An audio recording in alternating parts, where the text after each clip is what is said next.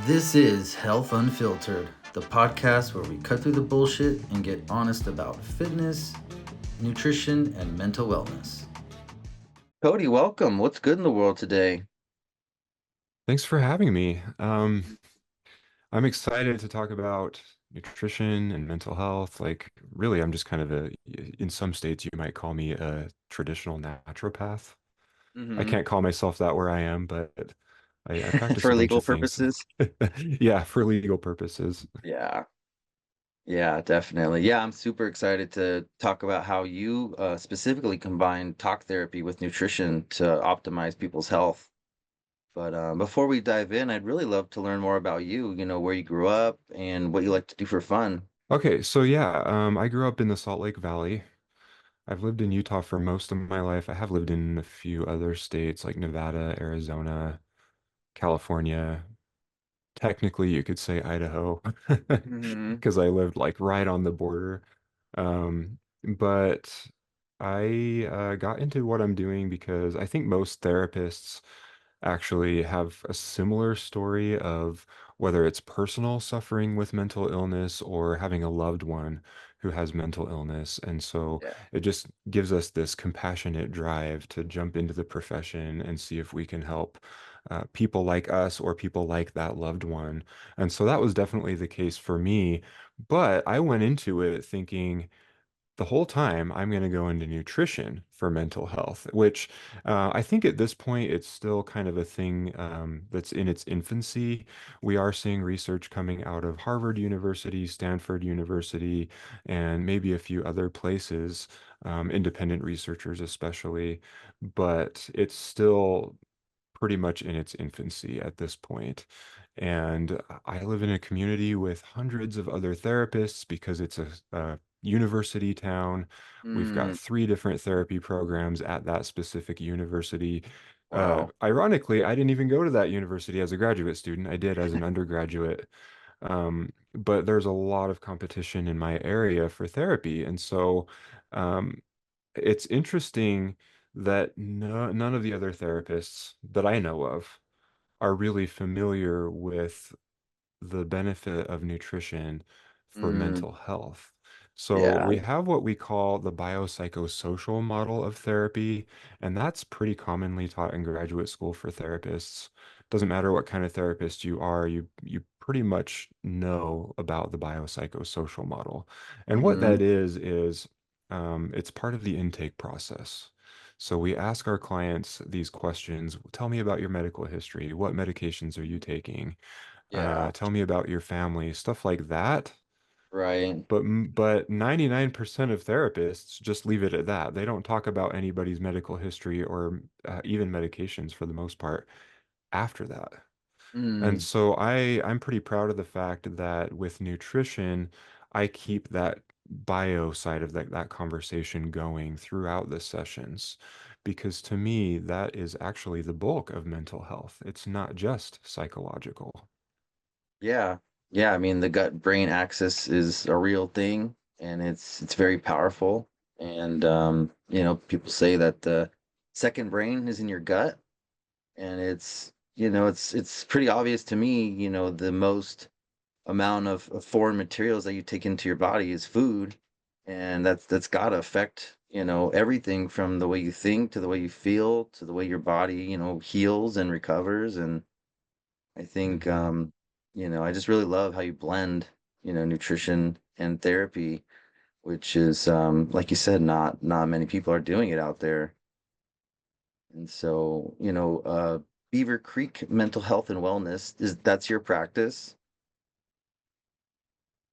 That is my practice. I'm starting to push my name more than my brand name, Yeah. just because I found that I have a pretty generic brand name and it's not very memorable. Yeah. But Yeah. Beaver Creek is just a local landmark that I thought would I thought it would be memorable for people because it's a pretty prominent name in my area, but hmm people just don't seem to let it stick in their minds. Yeah. Yeah, definitely. I think people will gravitate more towards you and your personality and your knowledge. I'd love to get your take on nutrition and how you go about advising clients to improve their nutrition. Yeah, so I offer a few different services. I am licensed in the state of Utah. So legally speaking, I can only see people in Utah for psychotherapy.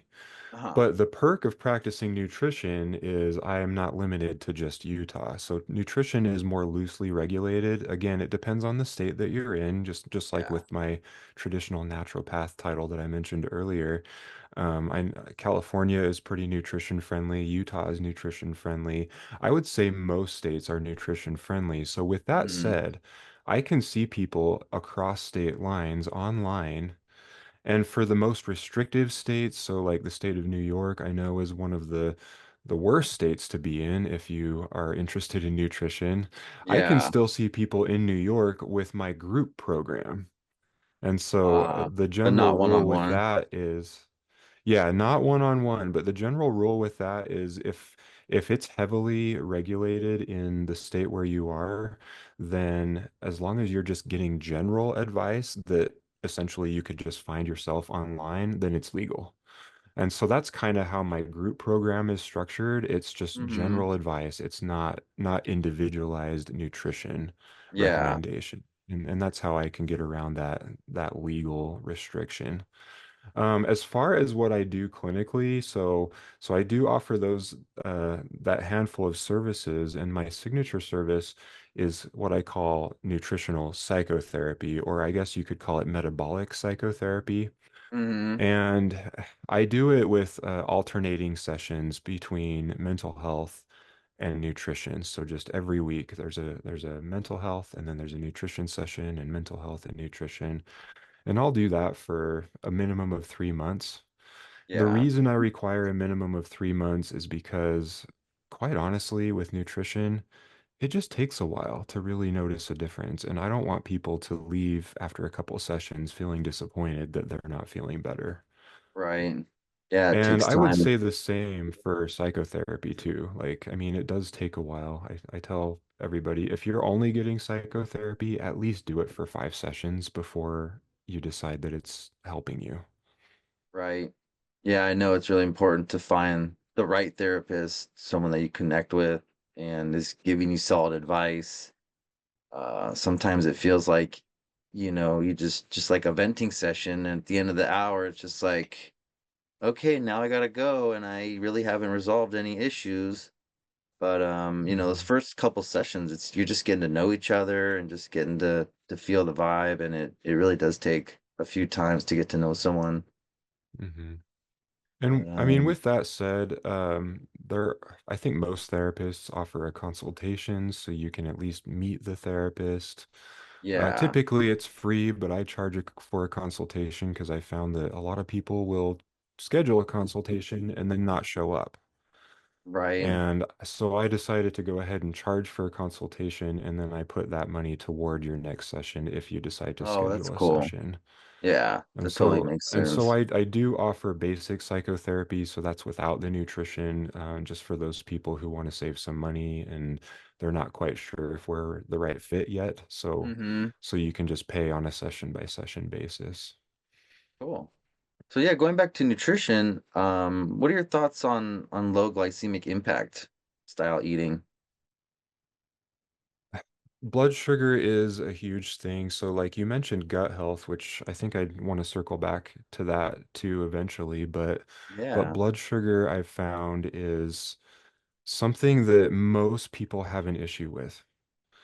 So, you see varying statistics depending on the study that you're looking at, but I've seen anywhere from like 88 to like 95% of Americans have dysglycemia, which means dysregulated blood sugar. And so Yeah. if you're eating foods that are low on the glycemic index, you are helping to correct that problem. But what does that Hmm. do for mental health? If you've got dysregulated blood sugar, most likely your adrenal glands are, we call it adrenal fatigue or HPA axis dysregulation, which is more of a Yeah. clinical term. But most likely that's happening, which means that you're easily overwhelmed. And I know a lot of people that are easily overwhelmed with the smallest tasks. And Right. it's like, oh, I can't figure out how to get my email to work, so I'm just going to give up. I'm just going to go watch Netflix instead, or eat a bunch of sugar instead. Hmm. And that's a sign of adrenal fatigue, but then also it can cause anxiety. So not only are we feeling overwhelmed, but we're feeling stressed and we're very worried about the future. Even if it's just the immediate future, we're very worried about the future in very irrational ways. And Mm, that's where we would call it anxiety. And so blood sugar is a huge thing. definitely. Yeah. Um, just being in the moment more, I think can be so helpful for so many people. Everyone's worried about, what's coming next or what, went wrong in the past. And, there's definitely a time and place to reflect on your past and learn, from your failures and, celebrate those wins. But trying to be in the moment is something that I think is lost on a lot of people these days. I really enjoy meditation, and I think it's something that everyone can benefit from, even if it's just a few minutes a day, just trying to clear your head and just sit with yourself and give yourself that time. Is that something that you do personally? Do you like to meditate? I I'm not very good about doing it every day, but yeah, I It's try. hard. So I was going to mention there are several different types of meditation. I try not to talk Yeah. too much about mindfulness just because I think most people are already aware of it, and I do talk about Mm, it on my podcast. yeah. But that is very well studied, super beneficial. So Hmm. if anything, I'll try to at least do some mindfulness work because it's pretty simple, straightforward, and pretty secular for those who don't necessarily want to make it a spiritual or a religious practice. Yeah. Yeah. I was never very religious growing up, and I became more spiritual as I've grown. But it's really, just like the importance of breathing. It really, emphasizes that. And that's, meditation kind of started me on my health evolution. My therapist mentioned meditation, and I was, in a place where I was just sick and tired of feeling, angry all the time and hungry all the time and depressed. And so I was open to trying something new, and I never thought that would be me, but I tried it and I enjoyed it, and I just kind of kept it up. And sometimes I fall out of practice. Today I didn't get a chance to meditate. I usually stop on my walk, my morning walk with my dog, and take a few minutes. But I wanted to make sure I was on time to speak with you here, so I didn't get a chance. But I did do some yoga this morning, so I feel good about that. But going I back to like to tell people nutrition. that yoga is a Oh, go ahead. uh, yeah, I like to tell people that yoga is a moving mindfulness practice. So Yeah. I'm also a certified yoga teacher, Oh, and sweet. and I was going to mention you don't have to sit and quote unquote meditate to get some mindfulness in. It could just Mm-hmm. be maybe you are taking your dog for a walk, maybe you're doing dishes, taking a shower. There are a lot of these things that we tend to do mindlessly. And Mm, if we can just pay attention to what we are actually doing while we are doing it, that is mindfulness. yeah. Just being in the moment. Yeah, I Yeah, mean, so you walking can just is work it into your daily routine. definitely. Yeah, I mean, when you're walking, just, feeling the footsteps, feeling the sun, listening to the birds, and it's not just those mental benefits, but you're getting the physical benefits too of moving your body, getting your blood flowing, and getting that vital sun, making that vitamin D. Hmm. So, circling back to food, I want to, hear your thoughts about fat. Fat's gotten a bad rap over the years, and there's low fat Yeah, everything everywhere, and it kind of blows my mind. And I want to hear your thoughts. I don't know any dietitians personally. Like I've met some here and there. Think I even interviewed one on my podcast. But just kind of the general consensus of what I'm hearing about dietitians is that they are taught that generally fat is not healthy for you. And I disagree with that wholeheartedly. So I am I am all about the even the saturated fat. Saturated Hmm. fat not only can be healthy, but it's a necessity for having healthy cell membranes, Hmm. repairing tissue. It's That important for cholesterol. brain health. Yeah. Yeah, it helps to produce that cholesterol. Interestingly, dietary cholesterol has little to no effect on our body cholesterol. Our body produces its own cholesterol. Hmm. And so that is a common misconception with the whole cholesterol thing. And I am not even sure cholesterol is really a problem when it comes to like heart disease and I things agree like with you that that people are 100%. so afraid of. Yeah. But anyway, circling back to just fat in general, super important for it's a clean source of energy, much cleaner than if you were to eat carbohydrates. So I tend Hmm. to lean more toward a low carbohydrate diet for most people. It kind of depends on how active you are. But Yeah. even if you are eating carbohydrates, I would recommend not eating the refined carbohydrates. Mm. And the reason for that is because if you think of it like a campfire, kindling essentially is the small bits of wood that you just kind of throw on there to get the fire going. But what Hmm. happens to those small bits of wood when you light them on fire? They burn really fast, and you have to keep adding more and more to it. That's essentially carbohydrates.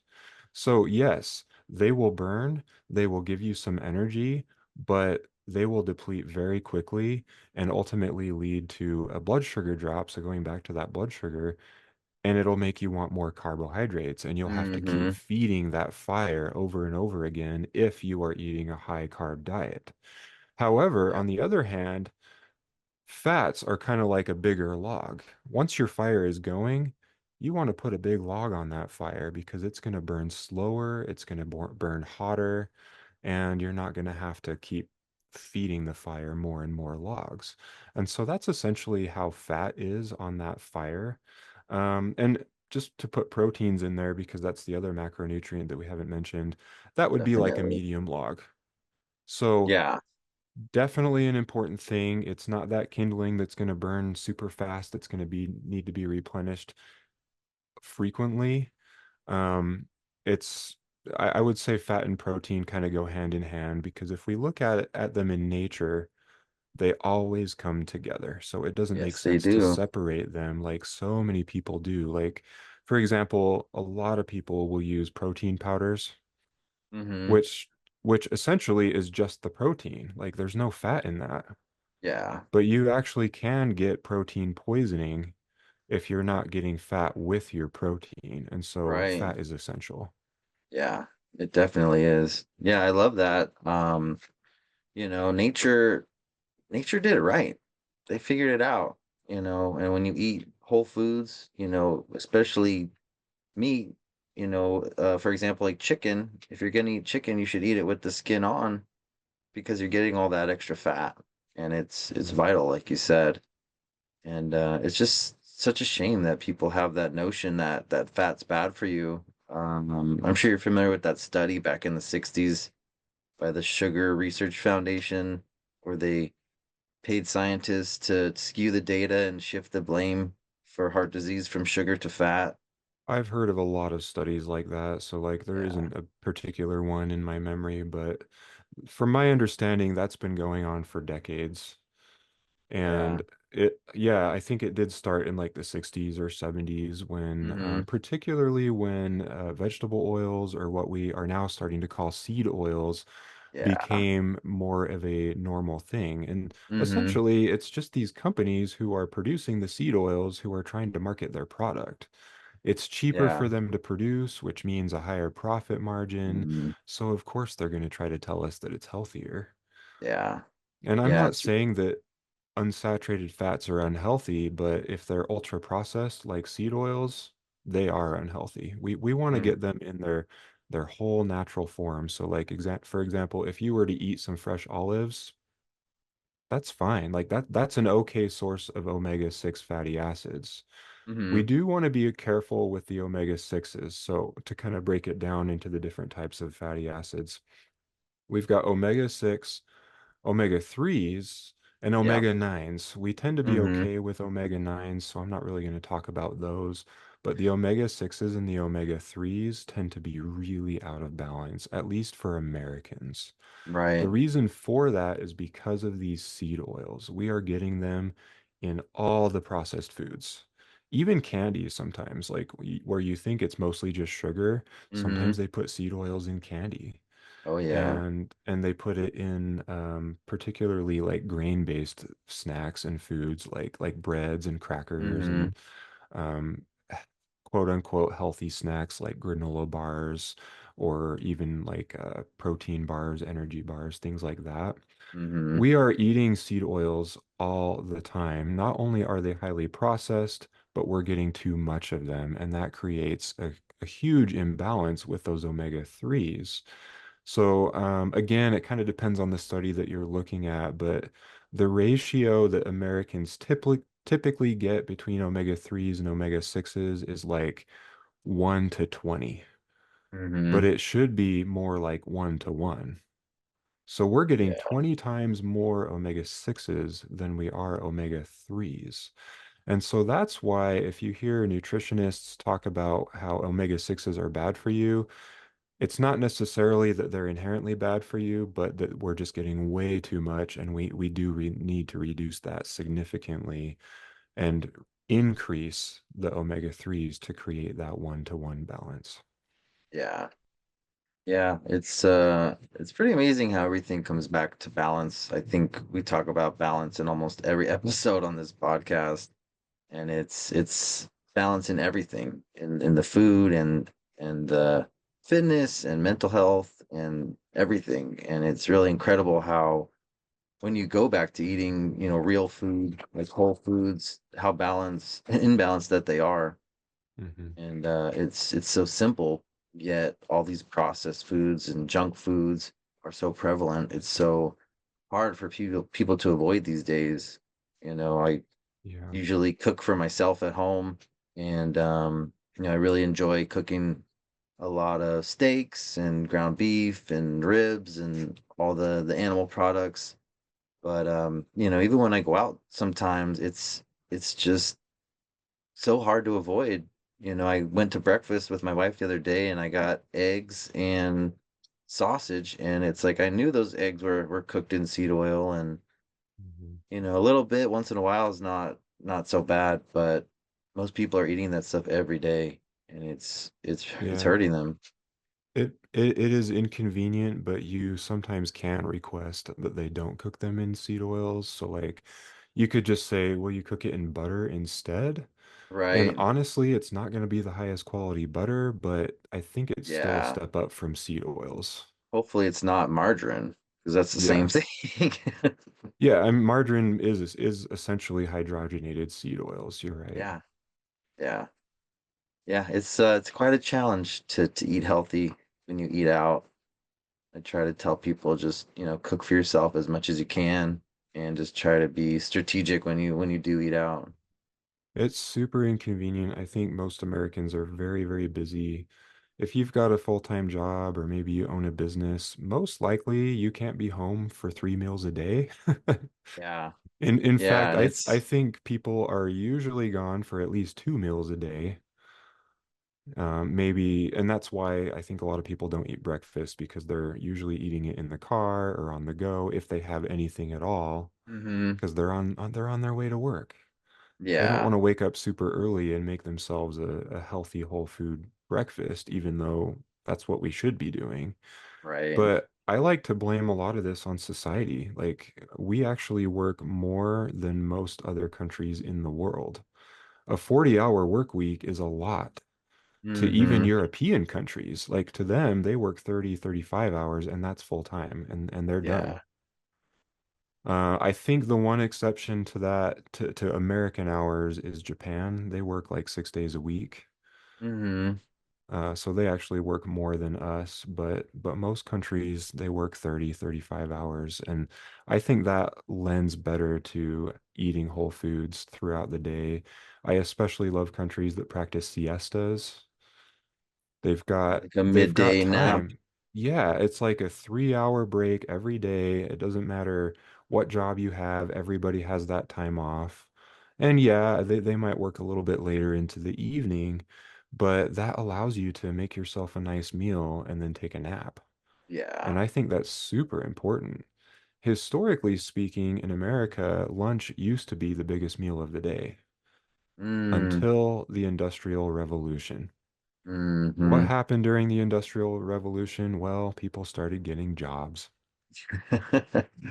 So the full-time ideal became more normal. That was around World War II. Part of it was out of necessity. We had to start producing more, whether it was weaponry or just materials that the soldiers needed during the war. And Yeah. so people had to step it up and start working more. And after that, it just became more normal to work that much. In some cases, we have cut back on hours compared to like the World War II hours where people were working day and night. Mm, But we still are overworking to the point that it's to our detriment, I think. As a therapist, if I'm working full time, which isn't always the case, it kind of depends on the time of the year, but I sit in an office a lot, and honestly, I hate it because I know better. yeah. Yeah, it's hard. It's hard to stay active, you know. They have those treadmills that you can, walk at your desk. I don't know if you ever checked those out. Yeah, so they've got like what are they called? I think they're called walking pads, or maybe that's a brand name. Yeah, it sounds Um, familiar. so yeah, we've got some options to kind of to help with the sedentary lifestyles that most of us live. But if we Hmm. can go outside and actually like do some resistance training of some kind through natural movement, so that would be like actually heavy lifting, manual labor. As much as I hate manual labor, I know very well that it is a lot healthier for us than sitting Yeah, and staring at a screen all day. definitely. Hold that thought. I gotta let one of the dogs out real quick. Sure, Been asking. All right, buddy. All right, sorry about that. no Um, problem. yeah, I mean, physical fitness, just getting exercise, even just going for walks, like we were saying, is so critical to health. I mean, I think it's, that trifecta between nutrition, exercise, and focusing on mental health. And that's really the focus of the podcast. And you really got to focus on finding a balance with all three of those things for optimal health. And it's hard, like you said, when you're working 40 hours a week. It's like when do you find time? And I mean, a lot of people use that excuse to not take care of themselves. But I really try Mhm. to advocate for making small changes over time. Just very small changes over time can add up to big results. And I think Yeah, it's totally. possible for people when they have the will, there's a way. There are a lot of people who do like a yoga class once a week, which I mean, it's still good. It's better than nothing, but Yeah. you're going to do so much better if you just break it up into smaller bits and do it frequently throughout the week. So like maybe it's 10 minutes a day every day. You're actually going to benefit more from that Hmm. than you are just from 1 hour once a week. And the same for strength training. If Yeah. you're just lifting weights like a couple times a week, that's not going to be as beneficial as doing it just a little bit here and there every day. Mm. Hmm. And Yeah, mindfulness too. definitely. Doing a little something every day. Hmm. So you kind of touched on fasting a little bit, talking about people skipping breakfast. And I don't think that's necessarily a bad thing if you're doing it right. What do you think about Yeah, fasting? if you're doing it right. And so what I've found is like most people who skip breakfast are not eating a healthy diet already. So it's ultra processed foods, high carb typically. If they're eating a high carb diet, their blood sugar is just going like this. It's going Yeah, crazy like a roller coaster. And right. so that would be an instance when I would say like intermittent fasting probably isn't a good idea. because Hmm. you need that consistent blood sugar to keep you sane and healthy and to keep that inflammation down.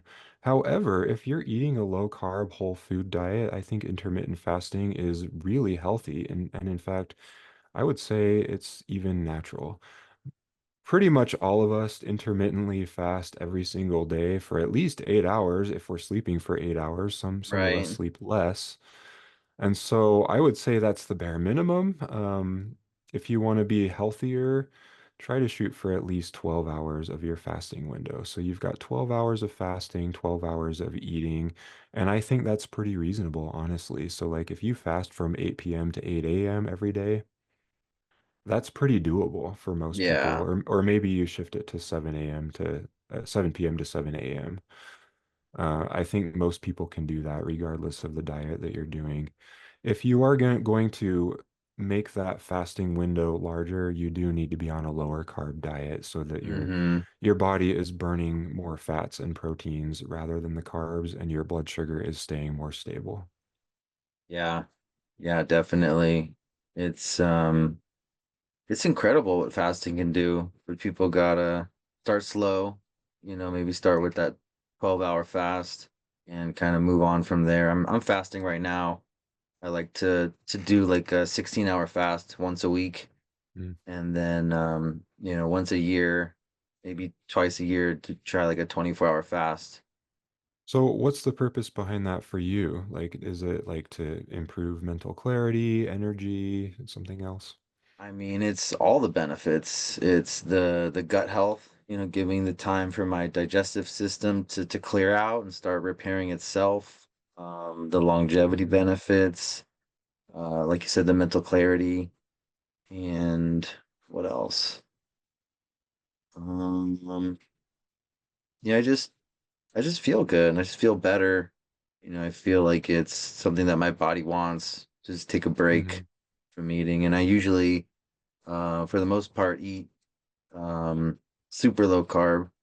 Sometimes I do flex meals, I call them, and incorporate carbohydrates. But for the most part, I'm pretty carnivore adjacent in my diet. So kind of like ketovore is Yeah. what I've heard it called. Yeah. Yeah. Yeah, I've heard that before. That's pretty much it. What's your diet like?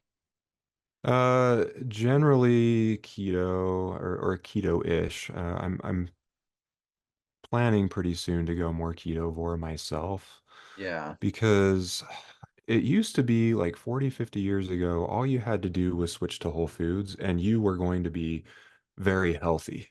Mm-hmm. But nowadays, our gut microbiomes are just so out of whack that we have to go more extreme to like keto or carnivore to Yeah. correct these gut issues that we have. And so sadly, I think most people have to go to something like keto, carnivore, or I was going to mention the GAPS diet too. Are you familiar with that one? Yeah. Yeah, I have. Do you want to maybe explain that a little more for listeners who aren't Yeah, familiar? so GAPS has been around for at least a few decades. I'm not sure exactly when Natasha Campbell McBride wrote the book and it Yeah. became a thing. But that GAP stands for gut and psychology syndrome. So that is the first instance that I know of in history where um, we have this specific diet to boost mental health and cognitive Mm-hmm. function. So gut and psychology syndrome, you can look it up. I think it's gapsdiet.com is the official website where you can actually see all of the information about the diet for free. You don't have to buy the book, but the book is very good. It's more of a deep dive into the science. So if you're a science person, definitely check out that book. She also has another book out. It's Gut and Physiology Syndrome, which Mm-hmm. is it's based on the same diet, but the science just explains more about physical conditions rather than mental conditions. Yeah. So essentially, this diet is all about healing the gut. So it's not necessarily keto or carnivore, but it does walk you through a very specific protocol where if you've got very severe gut issues, you do what's called the introductory GAPS diet. So it's a lot more restrictive. You only do it for a few weeks maximum, Mm-hmm. but you're drinking broths and you're eating steamed vegetables and you're um, basically eating things that are really easy for the body to digest to just give your gut a jump start in the healing process. Yeah. And that's only in extreme cases. You don't necessarily have to start with that, but um, once you're through that, then you can start moving into like you can have dairy if your body tolerates it. Generally, it's going to be grain free for the entire time. Hmm. Huh. But the recommendation is to be on that for a year and a half to 2 years.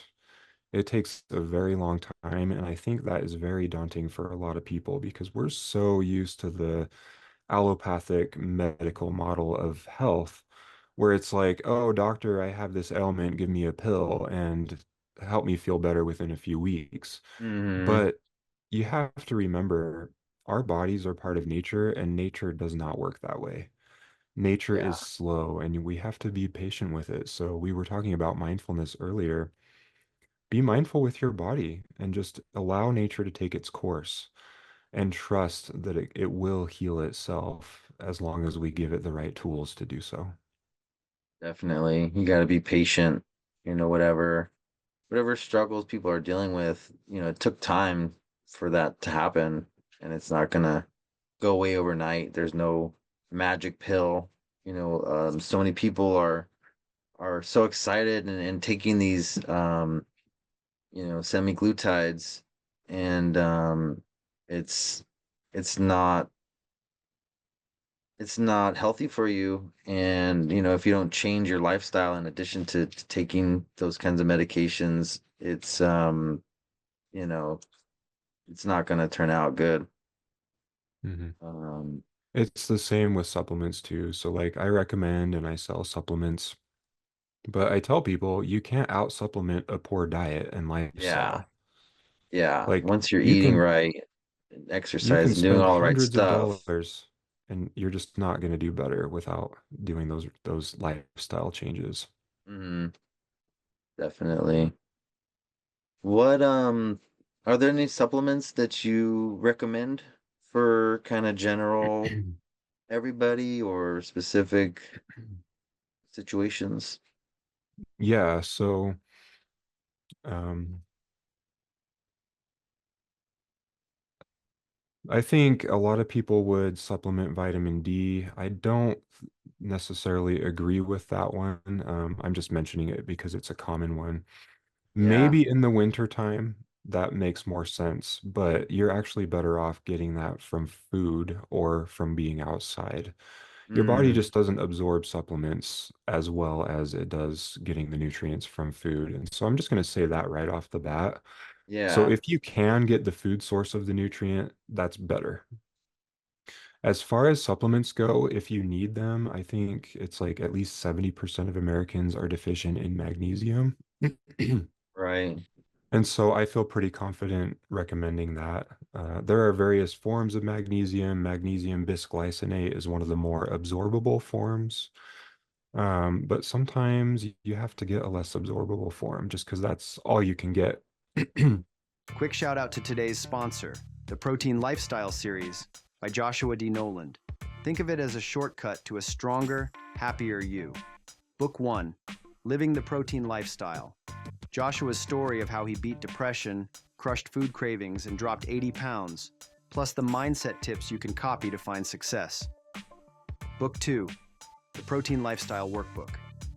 A step-by-step guide that simplifies your transformation into actionable steps.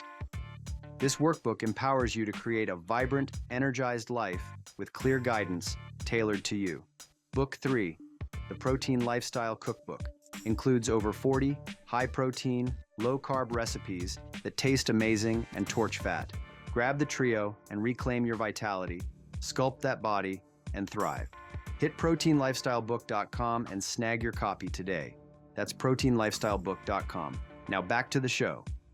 So magnesium bisglycinate is one of the more absorbable forms. There are various forms. Magnesium carbonate or citrate, those are the really common ones. They're Hmm. not so absorbable, and so you're going to get more of a laxative effect. I'm not saying that they're bad. Sometimes you need that laxative effect, especially if you're on Right. a like on a ketogenic diet and you're having some problems with constipation. Hmm. But if you want it to be absorbed for other, it's like over 300 processes in the body that are dependent on magnesium. Mental health, especially. So, magnesium helps to regulate stress and anxiety, as well as helping to improve sleep. So, that would be one of the main ones I would recommend, magnesium. Okay. Another one is it kind of depends on the condition, really. It might be a multivitamin, a high quality multivitamin, and I would recommend that for people who are having trouble eating a whole food diet. Like maybe it's just a lack of access, a lack of affordability, but if that's the case, a multivitamin would be a good way to go. Everybody needs Nice. a some kind of an omega-3 supplement, I think, just to kind of go back to what we were talking about earlier.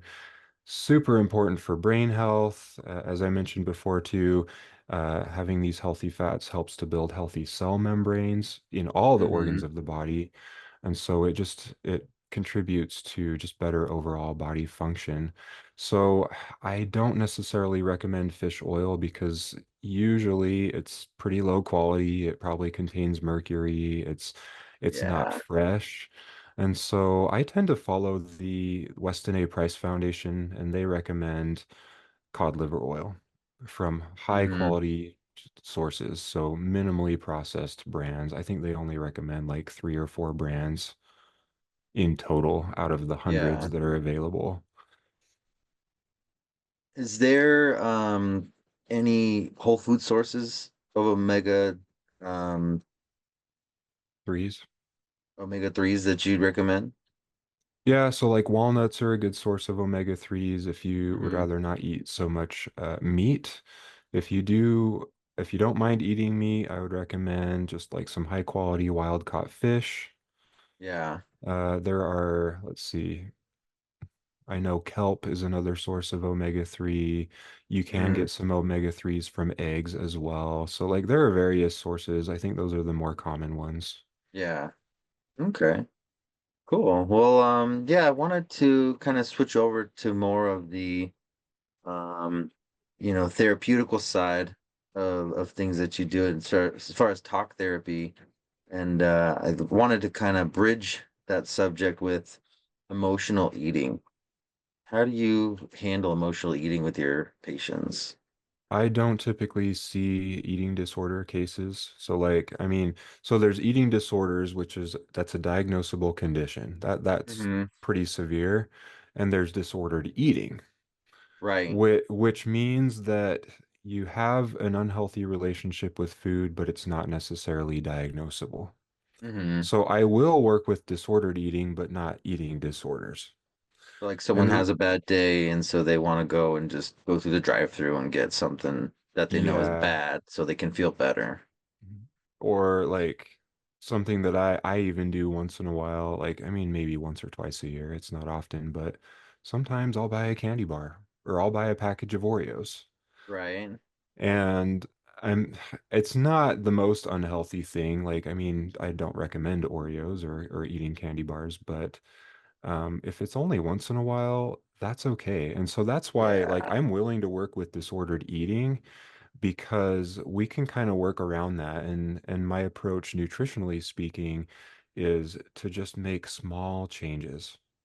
So, like, for definitely. example, I had somebody who signed on with my package a few months ago. I guess it was back in December now, but she signed up specifically to follow a ketogenic diet for bipolar disorder. Mm. And because it was December, it was Christmas time, and I was like, I don't really want you Oh, to jump straight into keto that's hard. and to feel like you're socially deprived of all these Christmas goodies. And so what we did Right. instead was we went more for paleo first, where she could still Yeah. eat like some fruits and she could have the occasional Christmas treat. And then Hmm. in January, we went more into the low carb. And Yeah. that worked out pretty well. So generally with people who have disordered eating issues, I will start out very, very small and we will just work our way up as they start doing better. And quite honestly, it kind of depends on the person, but most people don't make progress very quickly just because it is hard to jump from an ultra processed food diet or the standard American diet to a whole food, low carb diet, and preferably Yeah. organic, wild caught, pasture raised, etc. Mm-hmm. That's hard for a lot of people. And so instead, I'll just have people, maybe they're eating whole wheat bread instead of white bread. Not that I necessarily recommend whole wheat bread as being like a health food, but it's still a step up from eating white Right. bread all the time. And so we do have Yeah. to make those very small incremental changes. That's kind Definitely. of my approach with the disordered eating. Eating disorders, the reason I don't work with them is because that tends to be more trauma based. Right. And so there are plenty of therapists out there who are willing to do trauma work. And so I just say, make sure you just go and get your trauma resolved, and then you can come and see me. Mm-hmm. So, like, I'll Where do can some trauma work, but not a lot. yeah. Where would people go for a trauma result? Or what is that? So there's a therapy called EMDR, eye movement desensitization and reprocessing. Oh yeah, I've heard of It that. it's not an uncommon form of therapy, but not every therapist can do it. You do need specialized training. I Mm-hmm. happen to have that training. But I'm just not a fan of processing trauma with people. Like, I'll do it once in Yeah. a while, like I said, but there are a lot of therapists who enjoy doing trauma work. And so I would Mm. rather just send people to those other therapists to get their trauma resolved. And when it's mostly resolved, I'm more than happy to do the nutritional stuff with them. Yeah. Um, because I mean, often trauma gets in the way of people making these lifestyle changes that are necessary for long-term change. Right. But where most therapists fall short is they stop at the trauma. Mm-hmm. They're like, okay, your trauma's resolved, so you're You're done with healed. therapy. But then that patient or client is walking away thinking, but I'm still feeling depressed. I'm still feeling anxious. Yeah. What do I do about that? And so They go that's and see really where Cody. yeah, that's really where the nutrition part comes in because that addresses that bio part of the biopsychosocial model of therapy. Mm-hmm. Most likely, if you have this underlying depression or anxiety, or I would even say ADHD or chronic stress or sleep issues, most likely that's a biological thing and not a Yeah. psychological thing. Yeah. And so I think conventionally speaking, they would turn to medication, but I would not advise that you do that because it's not a long-term solution. Right. Nutrition is a long-term solution because you're going to be eating food for the rest of your life. You might as well make it right Mm-hmm. so that you can, for one thing, save money. Yeah, organic food costs more money, but in the long term, you're going to save money because you're not going to have medical bills later on. Yeah, I think And that's a so, barrier for a lot of people that they try. Like, oh, I can't afford organic. I'm just gonna eat McDonald's. But it's like, if you go to the store, the grocery store, and you stick on around the perimeter of the market and only eat those whole foods, even if they're not organic, they're gonna be way better for you than the processed foods in the middle of the store or fast food or junk food. yeah, totally. And there are ways that you can save money on organic foods too. Like I just happen to know like which stores to go to save some Hmm. money and to get better produce for a lower price. Yeah. There are some grocery stores that charge a lot. And so particularly what I've found, at least in my area, I don't know if it's like this in your area, but if you go to just a conventional grocery store that has a small organic section, that's going to cost more. Oh yeah. And I think that's where people get the idea that eating organic food is expensive because that's what Hmm. they're seeing because they go to the conventional stores. Right. If you go to a health food store, so here we have Natural Grocers, which is it's a company based out of Denver and I don't know if they're in California, but they're in several states. Hmm. Um, they are actually pretty affordable. They have all organic produce, all pasture raised chicken, chicken, beef, pasture-raised eggs, like everything is pretty high quality stuff. You do have to read labels a little bit. So even if you're at a health food store, there are a lot of things that still have seed oils. Even if it's Yeah, organic, it might have seed oils. right, But it's like you were saying, if you go around the perimeter of the store, generally speaking, that's going to be the whole food stuff. right. And even if it's not organic, that's still an upgrade from the ultra processed diets that so many people eat. Definitely. It's a great place for people to start. Hmm. Yeah. Um, so who who is therapy for? Do you think therapy's for everyone? Everybody. Yeah, Yeah. I So would I agree with think that. thankfully in conventional circles, we are seeing that stigma just being stripped away, to where people with just simple academic issues are coming to therapy or stress issues or things that are just generally considered to be lighter issues that they people never would have gone to therapy for before are now starting to come to get help for those things. And so I like to say anybody can benefit from therapy, whether it is a lighter thing like chronic stress, or I've even had people come to me for sleep problems and they don't have anything else. Right. Um, Academic issues, trouble choosing a career, relationship issues, and it could be more severe things. It could be like schizophrenia or autism or ADHD or major depressive disorder. Uh, it depends on the therapist, but you can go to therapy for any of those and then some. Yeah. Yeah, I agree 100% that I think therapy is for everyone and it's really incredible. I feel like half the time that I'm speaking with my therapist after I talk about whatever I'm dealing with, I kind of come up with my own solutions just by talking about it out loud and having that non-biased person to talk to really helps. And then of course, they'll ask the right questions to help me reflect on things and kind of figure it out. I think if people have access to therapy, it can definitely be beneficial if you find the right person for you and the right fit. I'm going to be honest, I feel a little bit of a cognitive dissonance because as a holistic practitioner, I know that if we can all go back to an agrarian lifestyle, we would just be mentally healthier in general.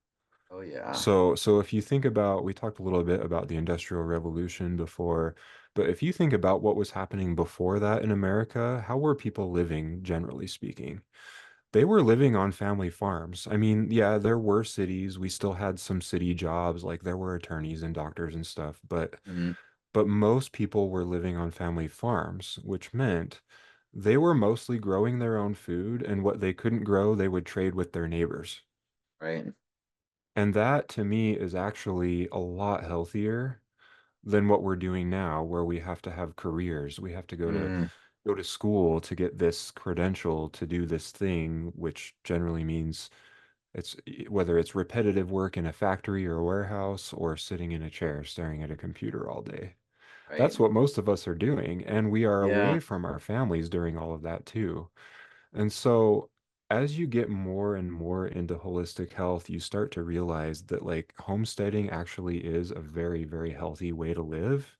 Yeah. It's just not doable for most people because we have these careers, because we have Mm, bills to pay, because unfortunately, even for those of us who are younger adults, we might still already have health problems to deal with.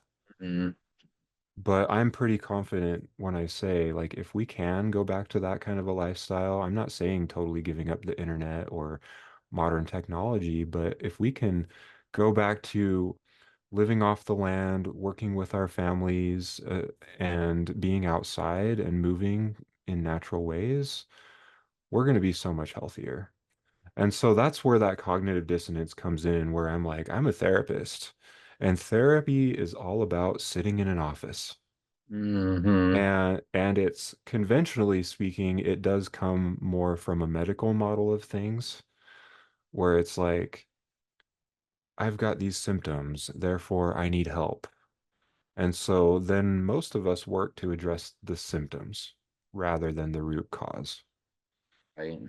where holistic nutrition is more about finding that root cause and not just saying, oh, you're just worried about the future, so let's just do some EMDR or some other therapy to help you stop worrying so much, and Hmm. you're just magically better. No, that's not quite how it works. Most likely there's blood sugar things, there's gut things, maybe it's even a toxic overload.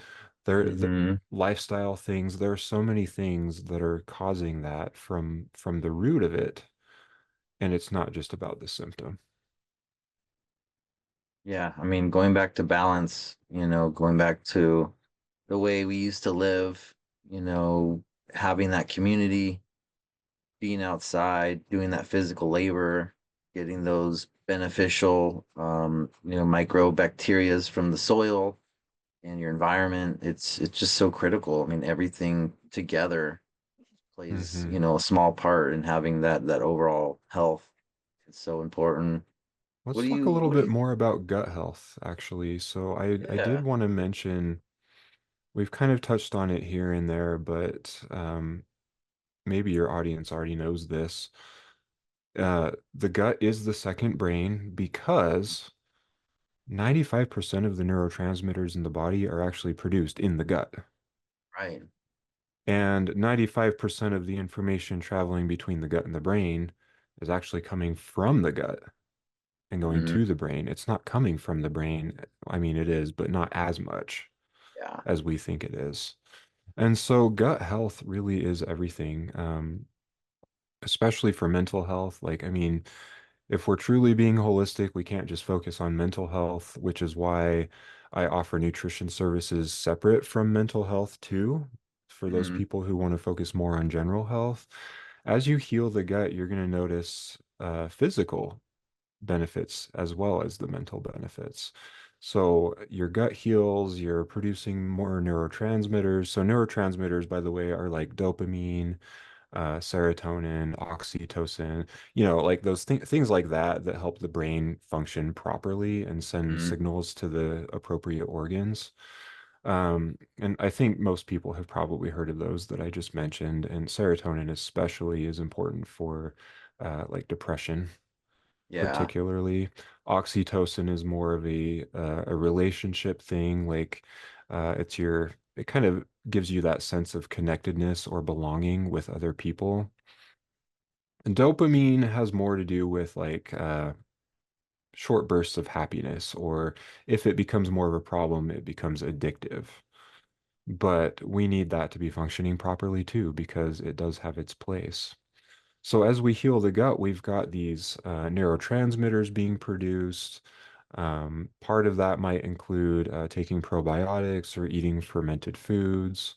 So the gut microbiome is super important for gut health, and I think most of us are pretty uh, not very well off as far as the gut microbiome goes because we use antibiotics like it's just like it's going out of style, right? I mean, Yeah.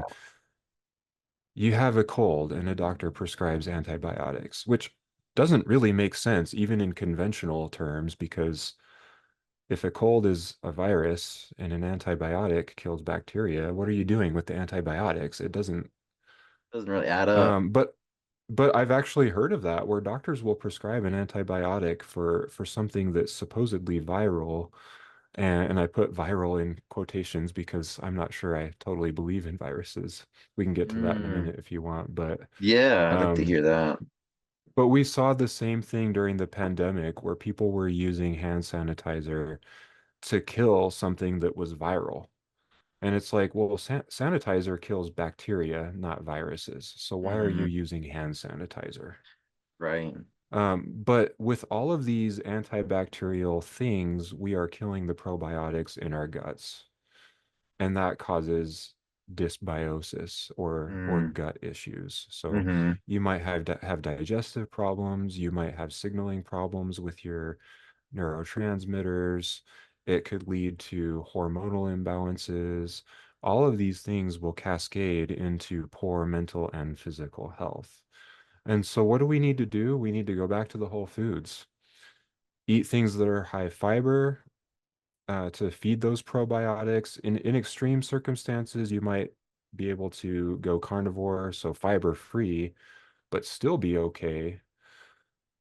But fiber generally is considered important for the gut microbiome because it helps feed the probiotics to help them proliferate in a healthy way. And that's, I think, another thing where we are eating such a high carb diet, which usually should mean fiber if it's whole foods, but because these carbs are refined, we're not getting the fiber that we need. So it's mostly white flour and sugar, no fiber. And so we end up with these quote unquote bad bacteria in our gut, creating this imbalance that just messes up our gut health. Yeah. Yeah, fiber is an interesting topic. I kind of go back and forth on how much fiber we actually need, especially if you're eating low carb, keto, if you're not eating too many veggies, those fibers in the vegetables and stuff really it's really hard for your body to break down, and I think the probiotics really come into play there a lot more. But we Yeah, just had Melanie Tidman on the podcast, and she was telling us all about, how probiotics are beneficial. And she actually makes her own probiotic yogurt. It was really interesting to mhm. learn about. She uses a couple specific strains of lactobacillus to help improve inflammation or reduce inflammation. And she's a little older, and she does powerlifting. And she had said that before she was doing the probiotic yogurt, that she would be very sore for several days afterwards. But after starting to eat the probiotic yogurt every day, she just felt like minimally sore, and it was such a big difference on her recovery. It's really incredible I would the different imagine, like, aspects. don't quote me on this, but I'm just kind of speculating here. It kind of seems like the probiotics are helping to digest the lactic acid and the other things that might create that soreness. Yeah. Because I have heard that, like, even parasites can in some ways do good things for you. So for example, like candida, most of us speak of candida as being a bad thing, but if you are frequently exposed to mercury or some other toxic substance, Hmm. that candida actually digests that mercury and helps save you. Oh, wow. I So had no yeah, and idea. so yeah, so if you are like if you've got a silver filling in your mouth that contains mercury, most likely you have a candida overgrowth because of that. Like it, I mean, maybe you're eating sugar too, which also feeds the Hmm. candida, but that candida might be helping you by growing bigger and consuming that mercury to keep you healthier than you otherwise would be. Wow. Yeah, I've And heard of so the best thing to candida. do is to get rid of the mercury. Hmm. Yeah, it's definitely not beneficial to have toxic heavy metals in your mouth or in your system at all. Hmm. So what's your take on viruses? Wanted to Yeah, go back on that. I honestly am kind of on the fence with that because I have heard some science that, well, just podcasts even, where scientists are saying that no scientist has ever properly isolated a virus. Mm, We just assume that they're there, and that's just it's common knowledge, but when you say it's knowledge, it's kind of implying that it's truth. And so there are a lot of people who are saying that it's common knowledge, but it's not necessarily truth. So interesting. even virologists, these are scientists who specialize in the study of viruses, have never properly isolated a virus. And so they're going off of I'm not a scientist. I don't look through microscopes ever, but um, from what I've heard, they are looking through scopes. They are doing all these studies and stuff based off of what they think is a virus. But I've heard that what we think is a virus is actually just a dying off cell or bacteria or something. It's just Really? a normal part of cell die-off and regeneration and stuff like that. Like, again, I'm not a scientist, I'm not an expert on these things, but that's kind of why I'm on the fence with it because it's like, okay, like I can kind of see that. Like, science historically has been wrong a lot. Right. So, I mean, one of the major examples of that is doctors used to tell us that smoking was healthy. They used Yeah. to prescribe smoking back in like the 40s and 50s, and now I think everybody agrees that it's unhealthy. But there are a lot of things like that that I think we're still telling the general public that aren't necessarily healthy. So, like the seed oils, for example, a lot of dietitians still push seed oils. Mm-hmm. And there's more and more research coming out that's finally saying, actually, no, there's something wrong with these seed oils. We shouldn't Yeah. be eating these. Um, Artificial food coloring is another one, which wasn't necessarily touted as being a healthy thing, but I think for many decades, artificial food coloring was seen as kind of benign. Like it just colors our food. It doesn't affect the body. But now we're starting to notice, wait a minute, this is causing problems. Mm-hmm. Yeah. Yeah. I So, mean, to oh, finish my go ahead. thought on viruses, though, Yeah, please. the theory behind that is like a lot of people will say, well, we still get sick. How are we getting sick? The Right. theory is more about how strong is your immune system. It's not necessarily about germs, whether that's viruses or bacteria, but if you're getting sick a lot, most likely you just have a weak immune system and your body is struggling to create balance within itself. And Yeah. I mean, that could be caused by various things. Maybe you ate the wrong food, or maybe you were exposed to a toxin, or who knows? Like, Maybe you're using too there are much very, hand sanitizer.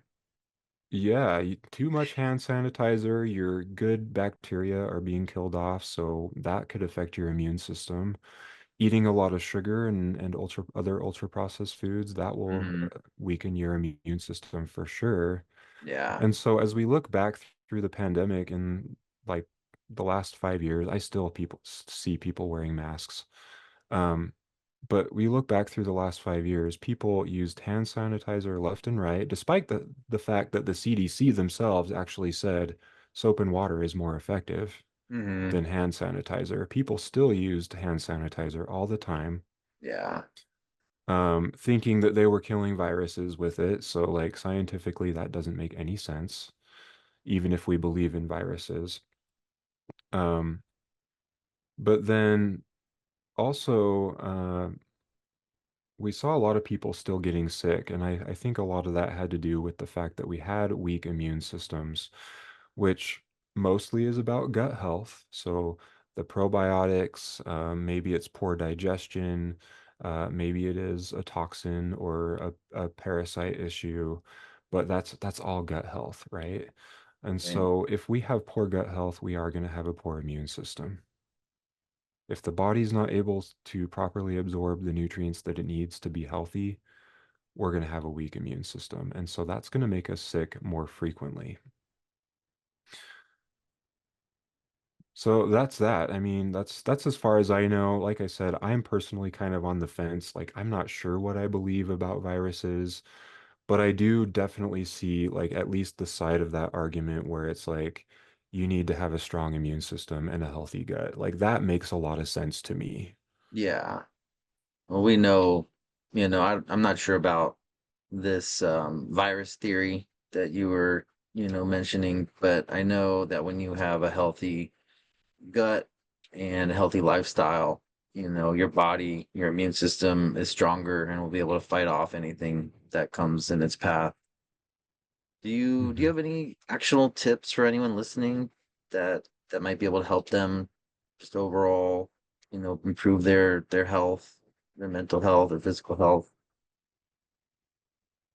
Oh, a lot. A lot of it is really just diet and lifestyle. So, like, if you are able to switch to a whole food diet, if you're not already eating a whole food diet, It's like you were saying though, like even if it's just conventional produce, that's still better than eating ultra processed foods. Yeah, Yeah. you're exposing yourself to some toxins, but you're gonna get the toxins in the ultra processed foods anyway. You might Hmm. as well switch to something that has nutrients in addition to those toxins. Yeah. That's going to boost your health. If you can afford it, if you have access to the right stores or the right farmers, or maybe you can grow it yourself, definitely go for the organic Hmm. or the pasture raised wild caught meats, uh, the pasture raised eggs. I personally have chickens, so I'm proud of the fact that I don't have to worry about where I buy my eggs. Yeah. Uh, but not everybody can do that. So like it really just kind of depends on where you are. Start small. Every little bit counts. So Hmm. whether that's maybe you're switching to that whole wheat bread instead of the white bread like I mentioned before, that's still a positive change. And so make Yeah. those small changes toward whole foods as much as you can and going outside and moving your body because that's really what we're made for. What it's all about. Yeah. And so, you've got a podcast, Real Food, Mental Health, and people can learn more Real about all this stuff that we've been talking about today on there. I highly recommend it. I've been checking out some of the episodes and I've been really enjoying it. Got some great conversations on there. And Yeah, you can find that podcast pretty much anywhere where you listen to podcasts. So it's on Apple, Spotify, Amazon, YouTube. Pretty much from those platforms, they go everywhere else. So, very cool. So where can listeners get in touch with you if they want to reach out, get some yeah, supplements thanks or for asking. So, they can check out my website, beavercreekwellness.com. That's my Mhm. main website. I have other ones, like there's a podcast website and other things, but beavercreekwellness.com is where you're going to find the most information. You can contact me through that website as well. You can even see some stuff about my podcast on there and all of my services. Awesome. Yeah, and I think I saw you had a little quiz on there to help people get started. That's really cool. I like that. Yeah, it's kind of a screening quiz. I found that some people come to me and they don't quite know what to expect, and those end Hmm. up being people who aren't necessarily a good fit for my services. So I did put that quiz on there to help people decide, um, is this really the right fit? Am I prepared to actually be eating whole foods? Yeah. Or or am I still thinking that I should be eating a low fat, high carb diet? Like, Hmm. because if it's that extreme on the conventional side, then they're not a good fit to be working with me. But if Right. they're more open to the idea that like organic food actually is better or a higher fat, lower carb diet actually could be better, then they're probably a good fit for me. Cool. Awesome. Well, I like to end the show with a segment that I call the final dose. And how it works is that you pick a number 1 through 10, and that'll select a word or phrase, and then you share a story or the first thought that comes to mind. Does that sound good? Okay, 7. 7. 7 is a rebel move. A rebel move. Well, I feel like Yeah, a lot of this nutrition stuff is a rebel move. definitely. Um, Breaking outside of the I norms. Yeah, breaking outside of the norms. I did mention that I'm in a university town and we've got 3 different therapy programs at that university. Coincidentally, there's also a dietetics program. And they Mm, teach very conventional nutrition stuff. So that yeah. low fat, high carb ideal where they focus more on macronutrients and not so Hmm. much on micronutrients and the overall quality of food, which Yeah. really makes me angry. So I feel like that's a major rebel move on my part to, for one thing, to practice nutrition as a psychotherapist. I think there are a lot of therapists who are like, "Oh, you're practicing out of scope. Like that's not something a therapist should be doing." But I'm like, I've got the training for it, so I can do it. So there's that, but then also what I am teaching is kind of going against the grain from what dietitians are teaching. But Hmm. then to me, it's more wholesome, it's more sound. It's Yeah, not, it doesn't have that corporate bias that you are getting from what dietitians are teaching people. right. Yeah, no, I totally respect what you're doing, integrating nutrition with therapy. I think more therapists should consider their clients' diets and, trying to help them navigate that, and if they don't have the proper training, at least pointing them in that direction. I think it can really help Hmm. because there's such a big impact from what you eat to how you feel. It really makes a big Yeah. difference. Well, thank you so much, Cody. I really appreciate your time and helping us cut through the bullshit today. Yeah. Thanks for having me. It was a pleasure. All right. Bye, everybody.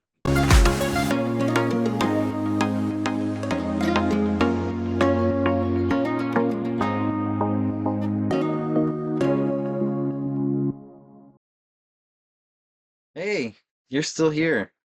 Thank you for sticking around to the very end. I hope today's conversation gave you at least one actionable nugget that you can weave into your life for a real boost in health and happiness.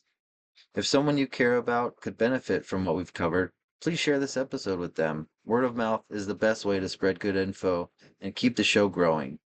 And hey, if you've got a story to tell or expertise to share, I'd love to hear from you. Just head over to joshnolan.com, click the podcast tab in the top right corner, and look for the Health Unfiltered guest application. From the bottom of my heart, thanks for being a part of this community. Your curiosity and support makes these conversations possible, and I'm genuinely grateful. Until next time, stay curious, stay healthy, and keep showing up for yourself.